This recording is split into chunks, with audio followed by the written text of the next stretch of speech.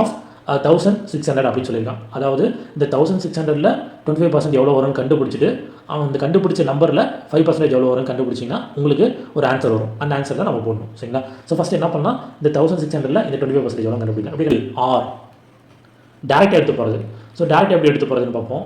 R 5% அப்படின்னா எப்படி எழுதுவோம் நம்ம, 5/100. ஆஃப்னா இன்டூ 25%னா 25/100 இல்லைங்களா? ஆஃப்னா இன்டூ 1600 அப்படியே போட்டுப்போம். ஸோ இது டேரெக்டாக நம்ம கேன்சல் பண்ணி போட்டுடலாம்.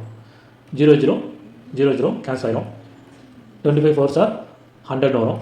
4 4s are 16 வரும். அப்போ 5 × 4 நமக்கு என்ன வரும், 20 வரும். இந்த மாதிரி 20 தான் ஆன்சர். ஸோ இந்த மாதிரி நம்ம டேரெக்டாகவும் நம்ம போடலாம், அல்லது இப்போ நம்ம வழக்கமாக போடுவோம்ல 100% வச்சு, ஸோ அந்த மாதிரி போடலாம். ஸோ எந்த மெத்தட் உங்களுக்கு ஈஸின்னு தோணுதோ அந்த மெத்தட் நீங்கள் ட்ரை பண்ணிக்கோங்க. சரிங்களா? கரெக்ட்.